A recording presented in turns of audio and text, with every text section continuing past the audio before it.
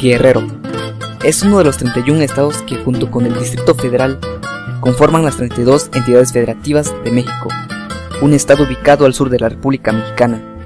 Colinda al norte con los estados de México y Morelos, al noroeste con el estado de Michoacán de Ocampo, al noroeste con el estado de Puebla, al este con el estado de Oaxaca y al sur con el Océano Pacífico. Guerrero. El nombre rinde honor al general Vicente Guerrero Saldaña, destacado insurgente y caudillo en la etapa de resistencia durante la Guerra de Independencia, y el segundo presidente de México. Su capital es la ciudad de Chilpancingo de los Bravos.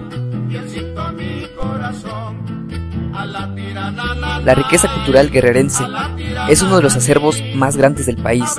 Son de reconocimiento internacional sus delicadas artesanías de laca, plata y oro, sus exquisitos bordados textiles y suculentos platillos con la influencia de distintas culturas. Las actividades económicas de Guerrero son la agricultura y el turismo. En el segundo destaca el denominado Triángulo del Sol, conformado por las ciudades de Acapulco, de Juárez, Ixtapas y Guatanejo y Taxco de Alarcón.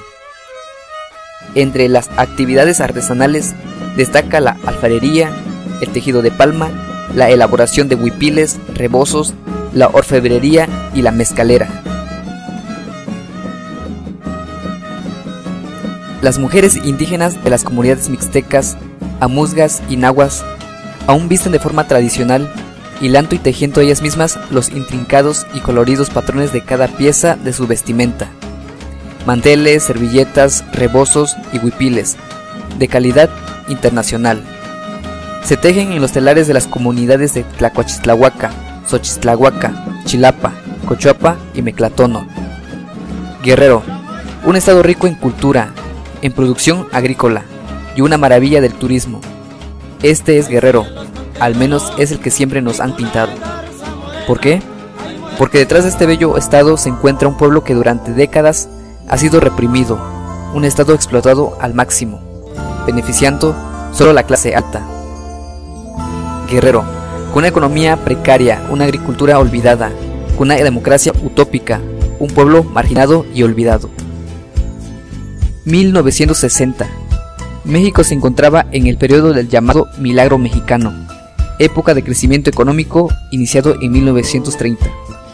En el aspecto económico se encontraba sumergido en el proceso de industrialización, mejor conocido como el modelo de desarrollo estabilizador, que fue utilizado oportunamente por grupos de extrema derecha y de extrema izquierda. Dicho modelo se caracterizó por una concentración acelerada de recursos de la industria, que eran manejados por un círculo muy selecto y reducido de industriales. Para 1970, la burguesía de la década de 1940 fincaba su progreso en la banca, la industria, el comercio y en menor proporción en el campo. Fue así como la industria desplazó a la actividad agrícola y como consecuencia la migración del campo a las ciudades del país. El milagro mexicano tenía bajo sus pies la miseria de la mayoría. Los apoyos sociales, aunque sujetos por la poderosa maquinaria gubernamental, sufrieron un debilitamiento, al igual que las justificaciones demagógicas desgastadas a fuerza de repetirse. Las condiciones de injusticia eran innegables a pesar de las promesas estatales por solucionarlas.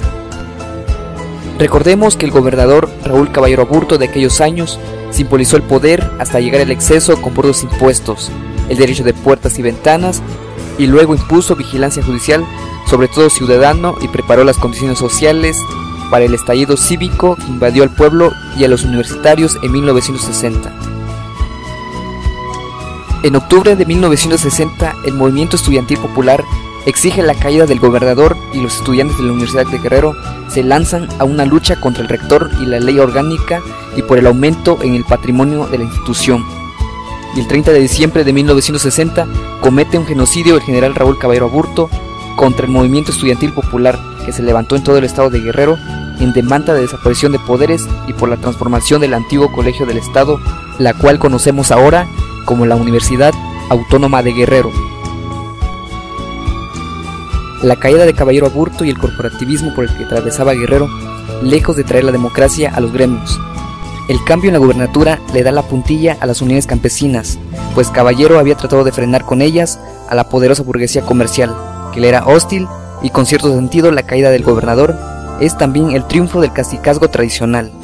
Tanto Genaro Vázquez como Lucio Cabañas habían iniciado su militancia social, impulsando modestas acciones reivindicativas. El desmantelamiento de las organizaciones cívicas y sociales de carácter democrático que resulta del endurecimiento represivo del gobierno y de la opción guerrillera asumida forzadamente por la oposición. No solo deja en el abandono cívica y gremial a las mayorías, también tiene efectos nefastos en la cultura política popular, pues ratifica el desprestigio de los comicios y de la acción gremial, y encierra el ideal libertario en un discurso apocalíptico y una práctica militarista. Además de salto de sangre, el camino de la sierra tiene siempre un enorme acoso político. La guerrilla atosiga a los acaparadores y esto es bueno para los campesinos. El lado oscuro del asunto son cerca de 10 años de bayonetas, casi una década de ocupación militar, supuestamente enfilada contra los alzados, pero que proscribe también la organización legal y la acción pacífica de los civiles. En los 60s, la Costa Grande vive en estado de sitio, lo que impide a los pequeños productores ocupar los espacios desalojados por el cacicazgo. Los primeros movimientos de resistencia gremial son inciertos y efímeros. La censura de los medios hizo que se ocultara información relevante. Los hechos que se dieron a conocer fueron presentados como de nota roja y de policía, ajenos a los problemas sociales y de política nacional que estos movimientos buscaban resolver, sin dar lugar al análisis de los fines políticos de transformación social que pretendía lograr. El orden público debía preservarse por encima de los derechos fundamentales, lo que justificaba plenamente todo tipo de represión. Los graves crímenes cometidos por el Estado en contra de los combatientes y de la población civil fueron sistemáticamente callados y ocultados. Guerrero ha atravesado desde el cacicazgo tradicional a una transición democrática. Democracia, pluripartidismo, Guerrero sigue bajo un cacicazgo disfrazado con otro nombre, pues al final de cuentas el poder sigue en manos de los poderosos, de los ricos. El rico se hace más rico, más poderoso, el pobre más pobre y se hunde más en la miseria mientras vive sometido a los dictámenes del gobierno.